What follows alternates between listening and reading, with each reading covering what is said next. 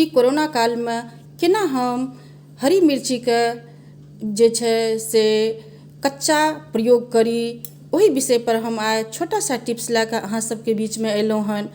हम सब सब्जी बनाबै छियै, छील के बनाबै छियै, लहसुन प्याज बनाबै छियै, छील के बनाबै छियै तऽ संतुष्ट भए जाइ छियै कि हम पहिने धोने रहियै गरम पानी से कि नॉर्मल पानी से, फिर गरम पानी से, नमक पानी से धोइ कऽ हम संतुष्ट भए गेलियै। लेकिन जहाँ पर कच्चा मिरचाई के बात आबै छै तऽ अपना सब जे छै से एकरा गरम पानी से नहि धोइ सकै छियै, किया तऽ ई खराब भऽ जेतै। तब हम सब की करै छियै, नॉर्मल पानी से धोइ कऽ पहिने प्रयोग करै रहियै। अभी ई कोरोना काल में अपना सबके खाली पानी से धोइ कऽ नहि प्रयोग करना छै, पानी में कनिटा नमक मिला दियौ आ तब पहिने बेर धोइ कऽ एकरा एक साइड कऽ लियौ। ओकर बाद जे छै से अपना सबके लगभग 1 लीटर पानी में जे छै से vinegar, normal vinegar, white vinegar जे होइ छै से 2 चम्मच दए कऽ और तब ओ पानी में जे छै से मिरचाई के दए कऽ लगभग 10 मिनट छोड़ि दियौ। ओकर बाद जे छै से ओहिमे से निकालि कऽ या छलनी में छानि लियौ, 2-4 बेर एना एना करि दियौ।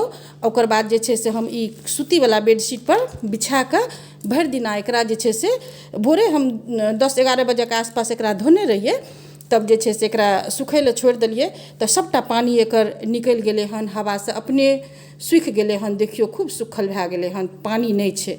आ मिर्ची जहिना ताजा रहै तहिना ताजा छै, बाजारक मिरचाइ छियै। तब एतेक सुन्दर, एतेक साफ सुथरा भए गेलै कि एकरा अपना सब आब डायरेक्ट दाँत काटि कऽ खेबै, सब्जी में देबै तऽ कोनो दिक्कत नहि होतै और हमसब संतुष्ट रहबै। आ तकर बाद जब ई सूखि गेलै तब जे छै से ऑर्गेनाइजर में मिर्ची के डब्बा में राखि दियौ, कोनो भी डब्बा में राखि दियौ, ओकरा ढक्कन से बंद करि दियौ। और ओकर बाद जे छै से एकरा लंबा समय तक अपना सब फ्रिज में प्रयोग करि सकै छियै। ई मिर्ची लंबा समय तक खराब नहि हैत।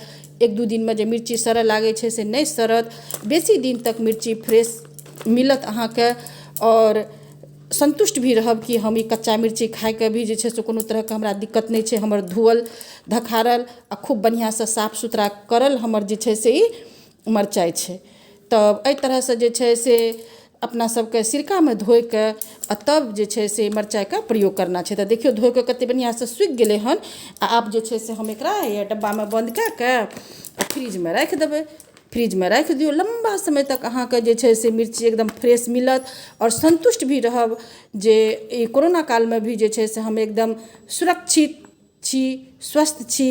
और सबसे जे छै से आग्रह करै छी जे घर से बेसी बाहर नहि निकलब, बहुत आवश्यक हुए तभे निकलब। ऑनलाइन सामान आइ काल्हि भेटै छै तऽ राशन के सामान भी ऑनलाइन मंगाबियौ और घर में सुरक्षित रहू। फिर मिलब अगला वीडियो में, कुछ हट के लैब के आबि रहल छी। फिर मिलब अगला वीडियो में, तब तक के लिए सब कोई खूब स्वस्थ रहू, मस्त रहू, प्रसन्न रहू। फिर मिलब।